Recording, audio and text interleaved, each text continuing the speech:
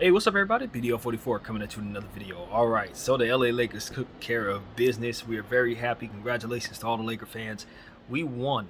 We absolutely won Game 6, 122-101 at home at the Crypto.com arena. Um, and we're just very proud of our guys, man. Think about how long this season has been and the journey and where we are. Of course, we understand on this channel that there's more work to do. There's balance to be found. We got 8 more games we must win in order to capture Larry O'Brien, which is the only thing that we really want here. But when you get a chance to have a milestone game like this, obviously you don't make the playoffs every year. Obviously, when you do make the playoffs, you don't get to the second round every year. But when you get to the Western Conference Finals, you really understand that your team is good. You understand your team is good, and no matter what happens after this, there's a lot to celebrate. So for us, obviously, we aim for much higher, so we tend to kind of overlook certain things like getting to the Western Conference Finals, especially if we get our hearts broken. But we understand what we started. We were down 2-10 to start the season, couldn't get anything going for ourselves, and turned it around to this degree to where we are 8 games away from our goal, Larry O'Brien. So I'm ecstatic, and I think we played a very good basketball game on top of that. We've lost a lot of ways, we've won a lot of ways, but to win running away always feels good, especially when you're doing it in front of the home crowd. So I'm really excited to talk about tonight's game.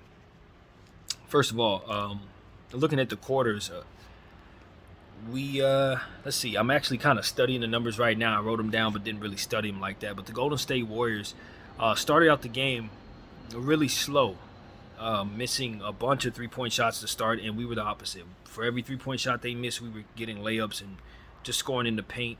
We started Dennis Schroeder, much to my chagrin, but it was absolutely the right move because it really did get us out to a good start, and we started bully balling those guys. So even though we went small, we played big.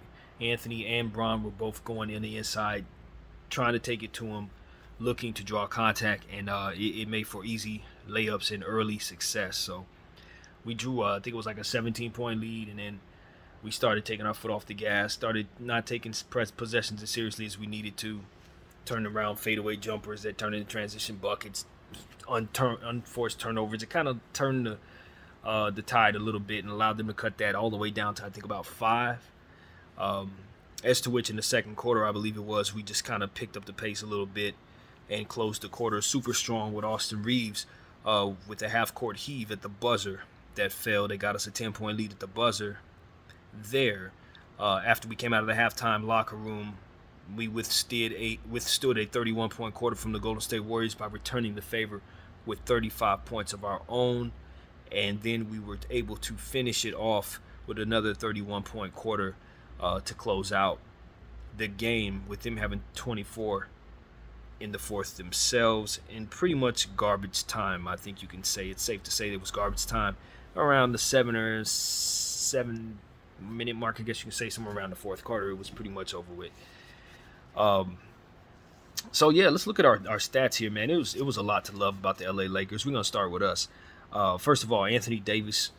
I don't know where he ranks amongst the greatest defensive players of all time, but he's certainly setting a tone right now with this playoff performance he's had in the first 12 games of these playoffs. He's been absolutely astonishingly great, and this tonight was no exception at all.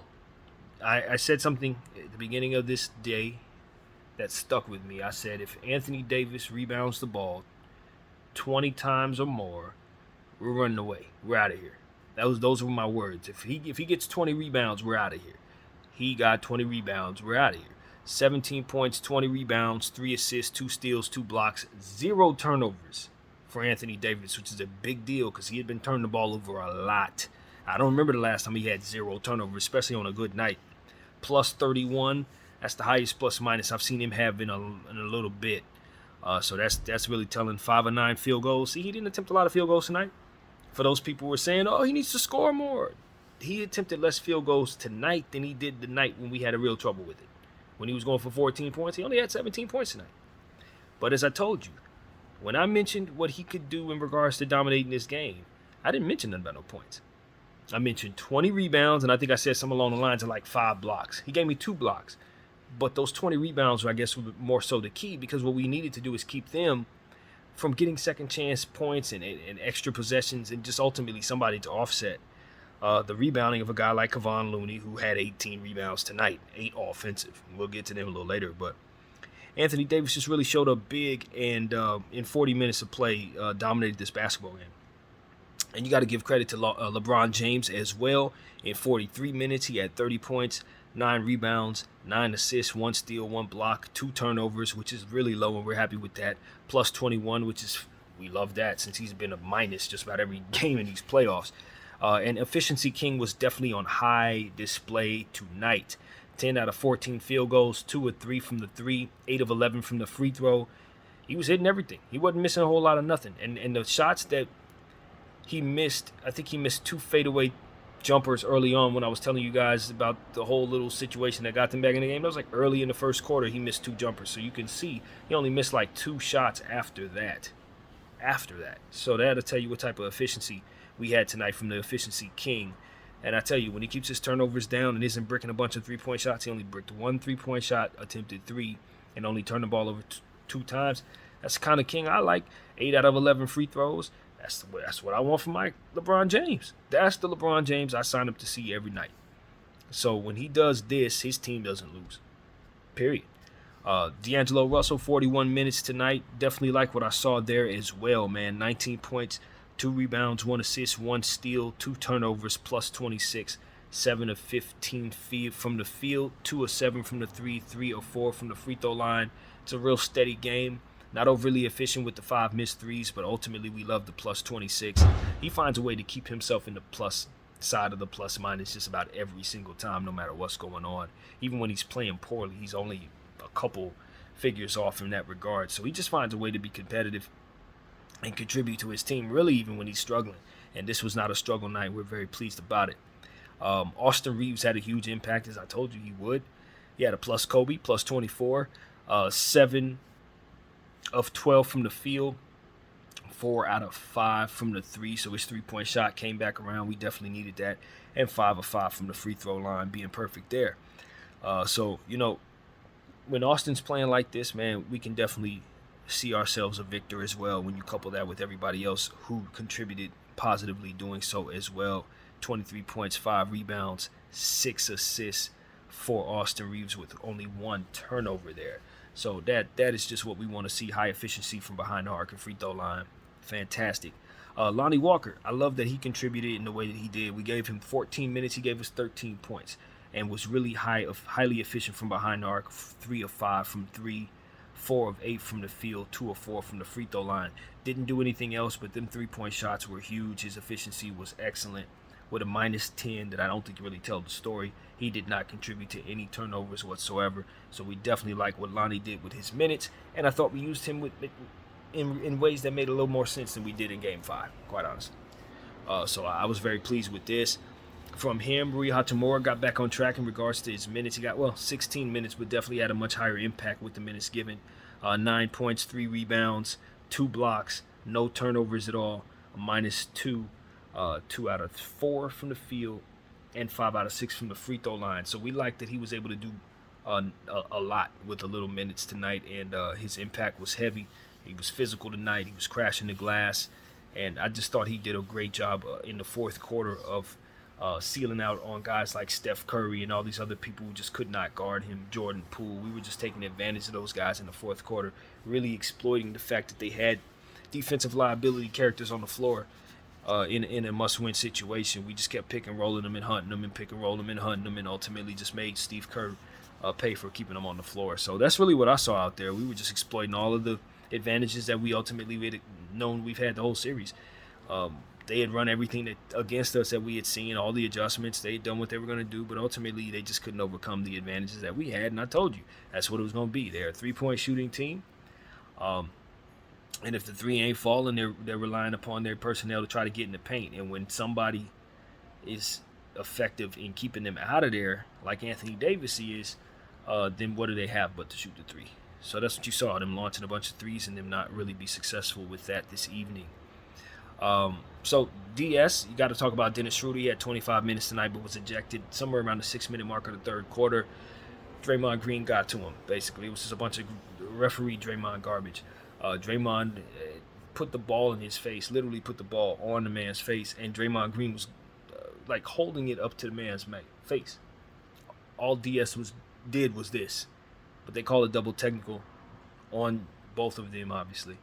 And DS had a technical from earlier in the game on a different situation, so that ended up getting him ejected. I don't know what he did to deserve that technical. And I'm really disappointed that the referees decided to eject him, knowing that he already had a technical, that he should not have been issued a technical, knowing that he was the guy that was on the wrong end of basically some Draymond bullying bullcrap. So that's really what it was, man. DS engaged in a bunch of nonsense too, which is why he got his first technical. But ultimately, it was just him getting the worst end of Draymond Green's stuff. But we get the last laugh in the end there. We get the win. So I'm pretty sure that all works out. DS's numbers ended up being 3 points, 2 rebounds, 5 assists, 1 block, no turnovers, plus 16, 1 of 6 from the field, 1 of 2 from the 3. No free throws attempted. So those are his numbers there. Another good plus-minus game from Dennis Schroeder. No turnovers is highly positive for us. Vanderbilt only had 4 minutes tonight, but he did get a steal that was really, really good, and it just showed me exactly what I wanted to see. When you call him off the bench at random, just put him in the game, and you'll look up and the ball will just be in your possession. You don't even know how you got it. You just got it, and he's dunking the ball, and you got 2 more points.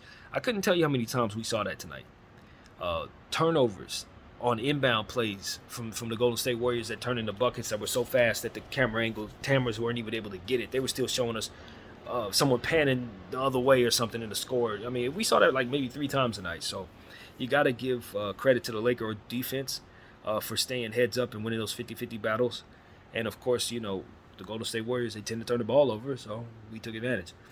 So that was Vanderbilt's night. He only 4 minutes. He contributed on that one play with a +2 ultimately. Malik Beasley hit a 3 in garbage time. Double T got 2 boards in garbage time. Troy got 3 rebounds, 2 points in garbage time. And Shaquille Harrison was able to get a point and an assist in 4 minutes of play of garbage time. So those were the numbers there for our guys. The Western Conference, well, we're not champions, but we're definitely going to be going to the Western Conference Finals, compete for that Western Conference Championship against the Denver Nuggets, and that series starts on Tuesday in Denver. So we will be ready for that. Love the fact that we get some rest. We don't have to play a Game 7 on Sunday. None of that it will be necessary at all. You know, our team hasn't lost back-to-back games since March 17th, man. It is, May 11th or something like that? I lost the date in my head, but I'm pretty certain that is a good, long length of time to not lose back-to-back games. So I just love the signs. You know, our team tends to take our foot off the gas, but we only lose when we want to. I keep telling people that, and it's all in the numbers. We lose when we want to. And tonight we didn't want to lose, and you saw that by the effort and the execution. The guys just did what they were supposed to do, simply put. Now, on the other end, the Golden State Warriors, their season ends tonight. Another bad road loss. Domination. They got purely dominated. They put up a heck of a series, though. I got to give them all the credit in the world. You still got to respect those guys. I'm pretty sure they're going to come back and retweak that roster. They're not done. But they do have to make some serious decisions with that roster. And it didn't really perform tonight. They only had 101 points, obviously, there. And, you know, we'll talk about the stats. But Steph Curry, you got to give him credit. 32 points, 6 rebounds, 5 assists, 1 steal, 1 block, 4 turnovers. It was a -21. But where he really hurt his team was with the inefficiency. 3 of 19 from the field, 2 of 12 from behind the arc. So that right there tells you one side of the problem there. And then you look at Klay Thompson, had 38 minutes of play, 8 points, 3 rebounds, 5 assists.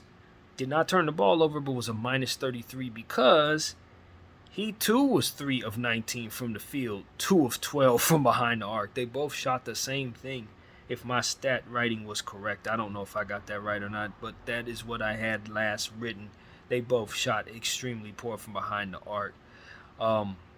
I think I might have refreshed again and forgot to write the numbers down. So that's what ended up happening with the Laker numbers. I wrote all the numbers down. Then I realized it was like 5 minutes left in the game on the thing, so I had to refresh. And only a few things had changed, but I think I forgot to change the Golden State numbers. So that might be what we're looking at here. But nevertheless, somewhere around these numbers are what ultimately Steph did, if not accurate.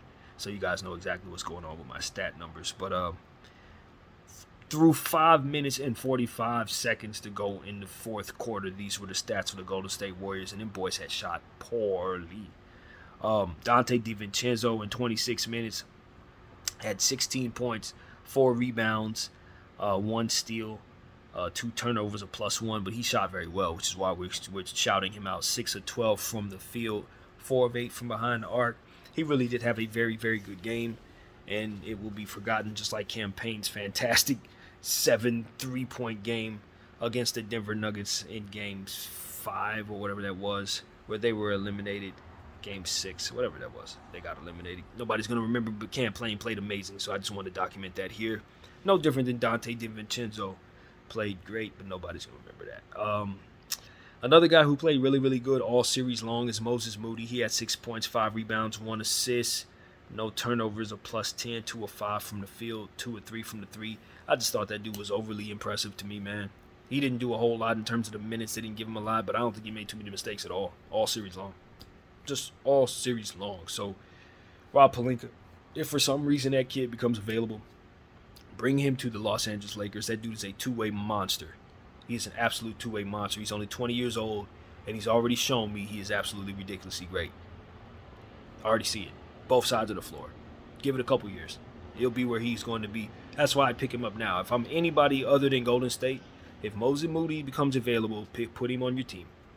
Take him from somebody who just battled against him 6 games in the second round. That dude is the real deal, and I don't have any question about that. So that's what I want to say there. Andrew Wiggins, big up to Andrew Wiggins for playing through that rib injury. We don't take that lightly. The type of year he's had with the stuff he's had going on off the court as well. We don't need to know exactly what it is, but we know he came back and fought hard, and that's a real champion right there. 6 points, 2 rebounds, 2 assists, 1 steal, no turnovers, -26, 2 of 8 from the field, 0 of 3 from the 3, 2 of 4 from the field. Free throw. What could he do? 28 minutes on a broken ribs. You know, we benefited from him not being 100%, and we won't forget it. What else? GP had 10 minutes. I don't know why they only played him 10 minutes. He was excellent in the series. 4 points, 2 rebounds, 1 assist, no turnovers, a -18, 2 of 3 from the field, 0 of 1 from the 3. His efficiency was high all series long. He was 2 of 3, 3 of 4, that kind of thing all series long. So it's just something I won't forget. Him and Moses Moody, Kevon Looney, if they would have leaned on those guys much more, they probably would have won the series. I'm glad they didn't do that. What else? Jordan Poole, man, 23 minutes, 7 points, 4 assists, 1 turnover, +1, 3 of 10 from the field, over 3 from 3, 1 of 1 from free throw. His inefficiency woes continued throughout the entire series. I would be very surprised to see him in a Warrior uniform ever again. I'd be very, very surprised to see that. He's a super talented player who needs the ball in his hands. I think he's an underrated assist man as well as a phenomenal shooter. And you saw his assist numbers be fairly high in the limited minutes given throughout the course of this series. So if you give him 38 minutes, he's probably going to be a 30 and 10 guy, 10 being the assist. So he's as good as advertised when utilized correctly, but they don't have the role for him. So he needs to get the hell out of there. So that's pretty much all there is to say about that. I'm pretty sure that marriage is over. Draymond Green, did I already say his numbers? I don't know that I did. But just in case I did not, he had 24 minutes tonight, 9 points, 9 rebounds, 3 assists, 1 block, 2 turnovers, -26, 4 of 8 from the field, 1 of 3 from 3. His 3-point shot felt pretty good to end the season. That's what I want to say about Draymond Green. I think if he works on that in the offseason, he can get his 3 back. That's what I took from this series. He can get his 3 back. It's not lost forever. Especially if he's going to go to another team. Yeah, he's not overly deficient from behind the arc. not like we played him. To the way that we played him, he actually shot better than we left him open in regards to, I guess is what I'm trying to say. The shots were pretty much falling for him. Mid-range, 3-point. His shot was a lot better than I've seen it in years throughout this series. So I thought this was one of the better offensive Draymond Green series, and that's pretty much what I want to say about that. He gave us hell. He fought hard. We just didn't have enough bigs. Him and Looney were fantastic, but they got work to do on their roster. At the end of the day, if they can, all they have to really do is turn Jordan Poole into like 5 different people, which shouldn't be hard because that's exactly how much money he's eating up on their cap, and they'll be right back on track because this ain't a difficult fix, in my humble opinion. So Kevon Looney, 8 offensive rebounds, 9 points, 18 rebounds, 2 assists, 1 turnover, +4, 4 of 7 from the field, 1 of 1 from the free throw line. I think that dude is a lot better than people think. I don't know where he goes from here, but he's already an NBA champion. And to me, he looks like he's going to be the best rebounder in the game going forward. That's what I saw. In this series, that looked like the best rebounder in the game. Even when he only had 11 minutes, he had 8 rebounds. And he was sick. So that should let you know that this was not an anomaly. We could not stop him from rebounding like this at all. He did this every night, and I don't think he's going to stop doing this. He doesn't miss games. Even when he's sick, he don't miss games.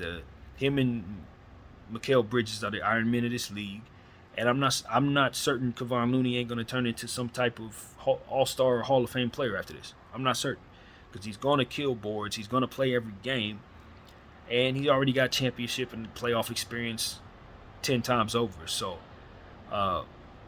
all he needs is help. All he needs is some more front court help to weak side and rebound and all the different things. I'm telling you, guys like this, they don't need plays called for them at all. They can do whatever they need to do, freelancing and all that. But you just got to make sure the people around them can assist them with what it is that they do, so they're not the only ones out there doing what it is that they do. So I think the Golden State Warriors need to get themselves some front court help, and I'm pretty sure they'll do that. I'm pretty sure they're going to do that after watching this series play out the way that it did. So I think I said everything I want to say about the Golden State Warriors stats. Let's check out how we did as a team, both teams. Of course, the score was 122-101. Golden State Warriors, LA Lakers, field goals. Now, this is where things got tricky. You're going to understand that this game was really funny in regards to the stats based on volume of shooting and similarities in percentages. They shot a lot more than us, but hit the same exact percentages basically, or a lot worse percentages in some cases. You'll see what I mean. They had 39 field goals made. We had 39 field goals made. They attempted 103 of them. We attempted 75. We shot 52% from the field. They shot 37% from the field. Right? There we go. We made 13 3-point shots. They made 13 3-point shots. We attempted 26 3-point shots. They attempted 48 3-point shots. We shot 50%. They shot 27% from behind the arc. See what I'm saying? The free throw. 10 out of 14 for them, 71%. 31 out of 42 for us, 73%. Similarities in the percentages, not so much in the volume. And on the boards, they actually beat us, 53-46. It was a substantial board lead. That's because Looney. I said he had 8 offensive boards by himself, right? We had 6 as a team. They had 20 as a whole. So we got to do better there, man. Joker's going to have fun beating us on the board. So will Gordon if we don't rebound better. This does not have to end at this series if we're going to continue to not respect rebounding the way that we aren't. But with that being said, we did beat them on the defensive glass 40-33. So that tells you how much they ate up on the second chance glass points. That should tell you right there. 20 offensive rebounds, just insanity. I don't know how we won this game, let alone blow them out, letting them have 20 second chance boards. That's the most I've seen all season. See what I'm saying? The stats were crazy. 25 to their 25 in regards to assists. We had 6 steals and 6 blocks. They had 3 steals and 2 blocks, so that's what we got back to what we do. 12 defensive stats accounted for as a team as a whole. That's how we win. You see what the score is? 122. Ain't that what I told y'all? When we block shots and get steals, defense to offense, transition, we're going to score 120 points. The numbers are right there.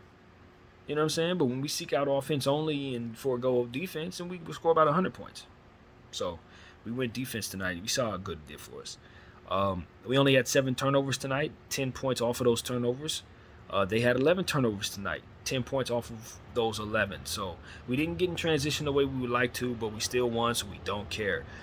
We definitely killed them in the fast break, though. 22 points to their 8. So we definitely love how we got out there. We were running, foot pushing the pace. I think LeBron James had a big to do with that. Austin Reeves as well. They were really pushing the pace. Dennis Schroeder in the first half, running it down their throats. I really like that. Austin Reeves, we were just going. Vanderbilt, everybody who was on the floor at any given moment was rushing at the rim with a certain level of intensity, not reserving their energy because we knew we didn't have it to give. We had to leave it all on the floor or it wasn't going to be nothing for the Game 7 anyway. So we love how we gave it all out there. And as a result, we were able to kill them in the fast break. The points in the paint, we gave up 44, so we don't love that, but we had 46. So beating them there is positive. And ultimately, I think keeping them out of the paint to the degree that we did was enough because clearly they didn't score enough. And they shot 48 three-point shots. So that's definitely plays to our advantage. And our largest lead was 24, and they never had a lead at all, which is something that we can also hang our hat on. So those are your stats, man. Those are your stats. The Golden State Warriors shoot too many threes. I tell you, just because you're good at shooting a three does not mean you need to launch 48 of them on the road. 48 of them? You only hit 13. You know what I'm saying? We only hit 13, and we shot less than half of that. Now, we're not nearly as talented from behind arc as them. If they would have had anything, if they would have had three-point discipline with the strength of three-point shooting, they'd have won the series. But they ain't have no discipline. Over the years, they just told themselves to let it fly, because we're great at it. And as you can see, you live by the 3 and you're going to die by the 3. And for sure going to die by the 3 when a team that you're going up against plays defense and values rim protection like we choose to when we want to. And with the way that we did it tonight, we chose to. So, light switch on, Golden State out. That's pretty much how that goes, man. I tell you, this team is a championship level team if we just keep our foot on the gas and stop showing teams so much weakness. Game 5 didn't have to go that way. We could have strategized the way we did tonight, played as hard as we did tonight in Game 5. We didn't have to play Game 6. I promise you. Everything we did tonight, ain't nothing had to be different. We could have did that same stuff in Game 5, man. But we just like to toy with our food. And when we decide we want to eat, you see how it is. This is why I get so mad when I see our team play as the way that we don't have any business playing, because I know what we can do when we want to. When we want to, this is what teams get. The NBA champions go home getting blown out. You know what I'm saying? So stop playing with us. This is the NBA champions right here. All we got to do is win the next 2 series, which is not going to be an easy thing. Obviously, the Denver Nuggets are a very serious series. We got to do homework on them. I'm not going to sit up here and pretend like I know the Denver Nuggets as well as I know of the Golden State Warriors. I didn't do as much homework on the Golden State Warriors. I ain't going to be able to get away with that with the Nuggets. You got to watch highlights of them. We got to know what they do because they have a very unique style and they're very, very intelligent. And they play defense, and they got one of our very own NBA champions starting at the shooting guard in KCP, who's going to want to knock our heads off. He had a fantastic Game 6, even though I couldn't remember that there was. It was Game 6, where he completely just sent the Suns into the darkness. So we need to respect that he's going to want to do the same to us. We need to respect that he's on the other side of a Western Conference championship matchup that he was on this side of just 2 years ago in the bubble when we faced off against these Nuggets and knocked them off in 6 games. And so I'm very much curious to see if he's going to try to give them back the series that he took from them. And we need to make sure that we don't allow him to do that. Nikola Jokic is your 2-time in a row MVP. Obviously, Joel got it this year and rightfully earned, but I could argue that's because Jokic just simply bowed out at the end of the season, decided to rest instead of going after it. If he would have went after it, he probably would have got it. So that's what I think of Nikola Jokic. You can't put a cap on what his ceiling will be from here. He could probably win another 8 MVPs if we let him, but what we don't want to let him do is get the 2023 NBA championship. And that's exactly what we'll be putting him in a position to get if we don't go up to Denver in altitude and play like we got some real heart and urgency and respect for what it is that they can do.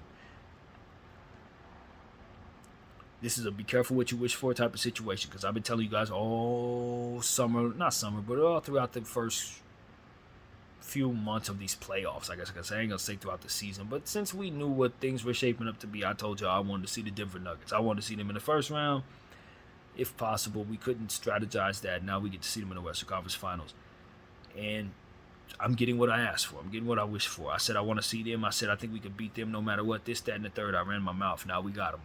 We got them.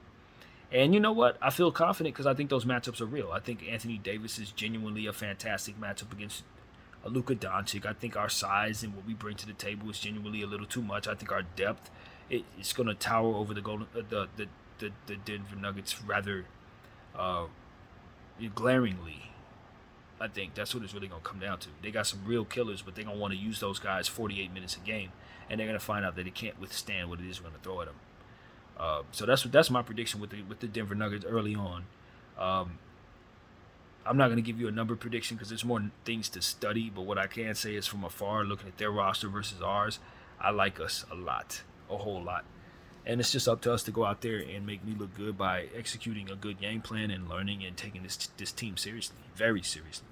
And understanding that if we don't, they could embarrass us and end our hopes just like Golden State would have been able to if we didn't handle business. So that's what I got to say about that. I'm overly thrilled to be in the Western Conference Finals, man. I'm telling you.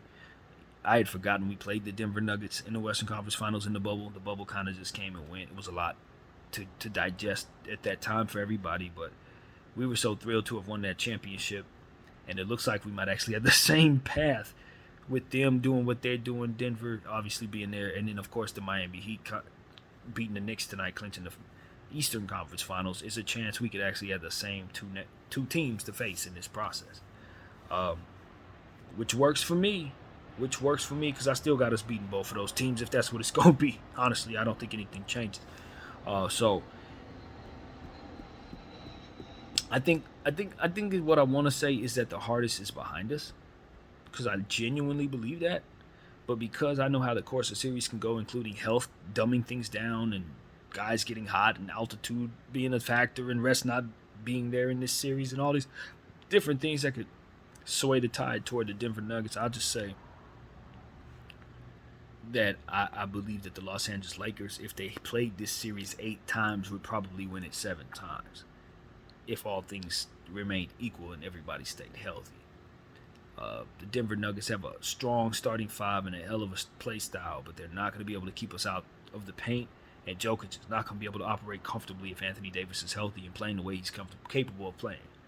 He just negates a lot of what Jokic loves to do playing pool. It's just not the same when you have somebody like Anthony Davis playing defense, and it ain't nobody else out there like Anthony Davis playing defense. So he doesn't have this problem against anyone else. Only Anthony. Only person who can guard Jokic in the world is Anthony Davis.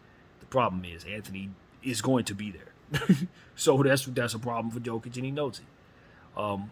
And the rest is just our role players meeting the moment, stepping up and outclassing the other side's guys. Jamal Murray, Porter, Brown, it's 2 Browns, Gordon. They got some really good players over there. So we need to be ready for them. I'm trying to run down who else is on that roster, but at the end of the day, we'll know. We'll know soon. They're probably going to shrink that roster to about those guys anyway. It might be 1 or 2 more names, but other than that, you ain't going to see nobody else. And that is why I really think we're going to win this series. So that's pretty much that, man.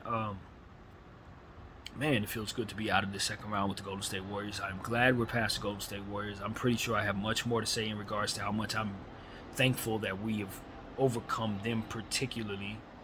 But overall, it's just a great relief to not have to worry about anything in regards to that series anymore. Steph Curry, Klay Thompson, those guys were a hell of a force to go up against. I'm very glad they didn't have enough this year, because if they did, we probably don't win the series. That's how great they can be. But you got to give credit to LeBron James finding his efficiency tonight. You got to give credit to Anthony Davis, the best defensive player in basketball today. I don't want to hear nothing about it. I don't care about nobody else's name. None of them are better than Anthony Davis on the defensive side. They're not. Name them. They're not better than him. So that's really where we at with that today. And he's going to get my game ball, even though a good part of my mind tells me to give it to LBJ because of just how efficient he was. He really does deserve it. At the end of the day, my bread is butter with Anthony Davis's 20 rebounds, as I told you at the beginning, because if he rebounds the ball 20 times tonight, we out of here. And that's still true. So I'm gonna honor that statement with him matching 20 rebounds, exactly that, and I'm gonna give him the game ball against all odds. But LeBron James was absolutely stellar, and that's like 2 stats away from a triple-double with 30 points.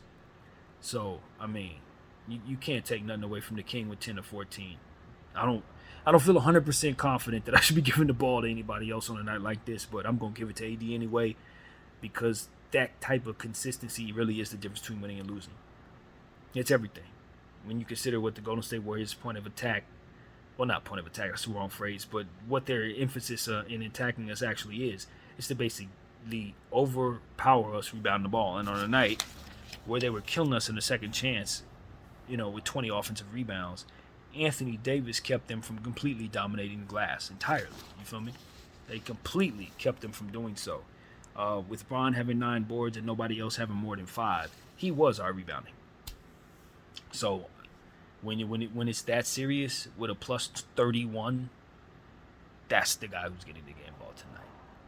So that's where I'm at with that, man. We cannot get to the Western Conference Finals without the sum of all of our parts. 1, 2, 3, 4, 5 players in double figures, with Rui Hachimura having 9 points, almost making it 6.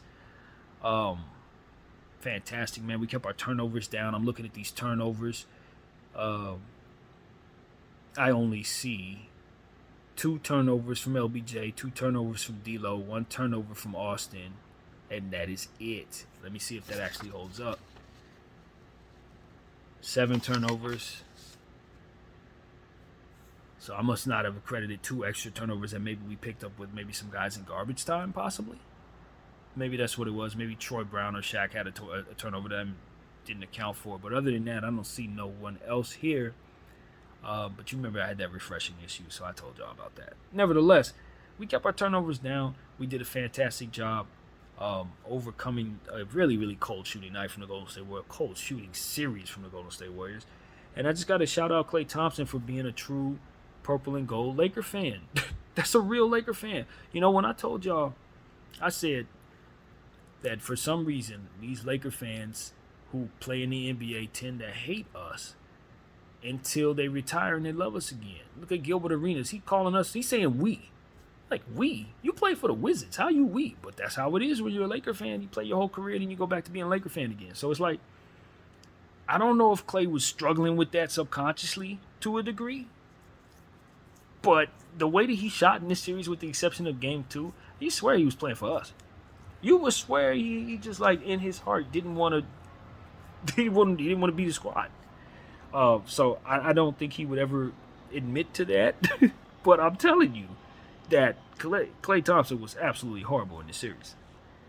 And he only started being horrible when I said that. So I don't know if I jinxed the man. I said something along the lines of, it's kind of weird that Laker fans go play in the NBA and start hating us and never let up on us. Wouldn't it be nice if these dudes would just let up on us since this is your squad? And he ain't played well against us since. He hasn't played well against us since I said it. So thank you, Klay Thompson, for being a real Laker fan. We will go out and win this championship together. So that's what I got to say, man. Shout out to Michael Thompson in the rafters. I know this ain't the easiest night. It ain't the easiest night. But at the end of the day, we purple and gold. We knock out everybody coming against us, no matter who they are, period. And that's just what it is, man. Steph Curry, man, I don't think his legacy took a hit. If anything, I have more respect and more reverence for his game now that I've seen 6 games of him in these playoffs than I probably did before that, to be honest with you. That's just the reality of it. Steph Curry is ridiculous, man. He's one of the top players ever played a game. He's the best shooter ever played a game. And even though he turns the ball over in some inexplicable ways, and I don't know if I trust him down the stretch of basketball games because of it, there's still nobody who shoots the ball better. And he's got a lot of rings, a whole lot of rings. So you got to credit him with all that everyone says that he is about. He is that. He is exactly that. So I think you take pride in the fact that you knocked him off in these playoffs. You take pride in the fact that you handed Steve Kerr his first series loss in these playoffs. And the reason why I was hesitant in saying that is because I remember he had gotten sick in the one season where they got eliminated. He wasn't actually there, so that's why his tenure went with him not losing any series, because he wasn't technically a loser in the series. But all in all, we gave him that tonight. He was tonight, and you got to credit Darvin Ham with winning the coaching battle there. He withstood all of the garbage that the Golden State Warriors were throwing at us in terms of adjustments, and we ultimately had the adjustments that were the winning side of things. So I think that's where you really have to give credit. We would have screamed loud and gave hell to Darvin Ham if he would have lost this series, or if we would have did something we didn't like. But since we walk out of here a victor, we got to make sure he gets the credit for that too. He won the coaching battle. Going to Lonnie Walker in the fourth game was excellent. In the fourth quarter, having that number, pressing that button was key. I don't think we're here if he doesn't do that. And several other things that he did, including starting Dennis Schroeder, that I hated. I told y'all about it. I made a video about not liking, but I was also optimistic that I could be wrong about it, and then maybe, just maybe, this would be a good time to use it because of the personnel they had. And sure enough, those basketball minds over there knew what they were doing. They put those three-guard lineups on the floor, but they put AD and Braun in the paint, had them physical, banging with those dudes, and picked up early fouls, kept them off balance, made them think about those road roles that they have by getting that early lead that I told y'all we need to get.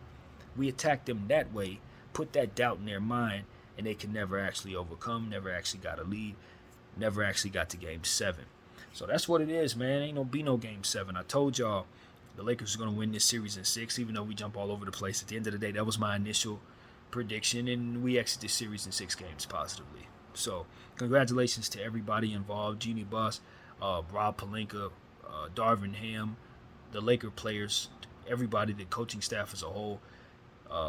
You've made this Laker fan very pleased with how this season has gone thus far, but because we've done this, now I expect certain things. We're playoff performers now. We've won 2 series, so I don't expect for us to be dropping games against lesser teams. With respect to the Denver Nuggets, they're going to have to prove to me they're not a lesser team. Because that personnel versus us, I see a team that we should be able to overcome so long as we respect the catch and shoot ability of Porter and the killer instinct and overwhelmingly devastating clutch ability of Jamal Murray. If you can respect those 2 things, everything else we should be able to maintain. But if we don't respect those 2 things, they'll be the reason we lose certain games in the series. I'll tell you right now, Porter gonna get them 1, Murray probably gonna get them 1. If we don't guard them like they're Steph Curry from behind arc. So we just got to guard Steph Curry from behind arc. Ain't nobody over there shooting better than that. The end. So we got an entirely new thing to figure out, but with all due respect to Denver, they ain't better than Golden State. They're not. But if we don't treat them like Golden State, they will get the better of us. And that's the end of that. So that's what I got to say, man. I'm super ecstatic, but I understand there's balance. Job not finished. Kobe Bryant wasn't popping no bottles in the Western Conference Finals. We weren't hosting no trophies in the Western Conference Finals. It was nothing but work to be done in the Western Conference Finals. So rest, Lakers. Rest. Please rest. Get a good meal in your system. Have a good night. Have a good day. All that. You got a couple days rest, but we got work to do on Tuesday. And it is in Mile High, so my suggestion still stands. I don't know if the team would be interested in that now that we're at this point. But if I were LeBron James, I would probably be trying to head up to Denver before Sunday. I would already be there early, man. Hell, in a perfect world, they fly up there tonight. Get your body used to that altitude sooner than later. Exercise in it every day leading up to those games. And if you do that, the more likelihood your body will be ready for it. So that's what I've been screaming for the past week since I thought it was a chance. We see Denver, since we exit this series in 6, I think it's pretty smart strategy for our team to head up to Denver right now. Like, right now. So, I know nobody's doing that, but you wish you did once your body hits that altitude. You're playing these pressured moments. And you'll love that you did it. And if we get to a Game 7, you still have to be up there. No home court advantage, Lakers. So, that's what I got to say, man. It's all about altitude and how we handle it now. With 6 games of this series where we only had 1 day's rest in between, these next couple days are all about rest, all about preparation for the Denver Nuggets, for our coaching staff, healing up for guys like Dennis Schroeder if he needs to go back to, to Germany to have that Achilles, treatment. Please get that done now. Get on the plane now. Get it done now. Because if he gets over there and gets it done, by Tuesday he should be ready to go. So these are the type of things that we're thinking about always. We're tuned. We're tapped in with the team, and we don't think about stuff too long like this as it pertains to, we won the second round. Yeah, we did. Let's move on. Like, that's literally how my mindset is, because it's Larry O'Brien. It's Larry. You can still get your heart broke sitting up here celebrating this here. And this ain't nothing to celebrate. You've done what you're supposed to do. You're a championship level team going after the championship. So what do? You beat teams that are not good enough to get there on your way there. That's what we just did. We beat the Memphis Grizzlies, beat the Golden State Warriors. Let's go up there and beat the Nuggets. You know what I'm saying? And that's how you capture your championship, with killer instinct and intentions on being competitive in your nature, not hurting yourself, not doing anything that's going to hurt the team, but ultimately doing it for yourself and for your brother out there, having his back, protecting your players, being totally intent on just doing it for one another, and that's it. That's it. So congratulations to the Lakers for meeting the intensity of the night. We demanded of them to win tonight. They did that, and we are proud of them. We are happy. We love our squad. So that's really what it's about, man. It's a lot of positive feelings. We'll get back to work in regards to the intensity of the Nuggets and what we have to do in the Western Conference Finals. But for now, let's enjoy our night. And it's celebration time, baby. The Los Angeles Lakers are in the Western Conference Finals. You understand what I'm saying? Western Conference Finals. BDL 44. I thank you all for watching. Out.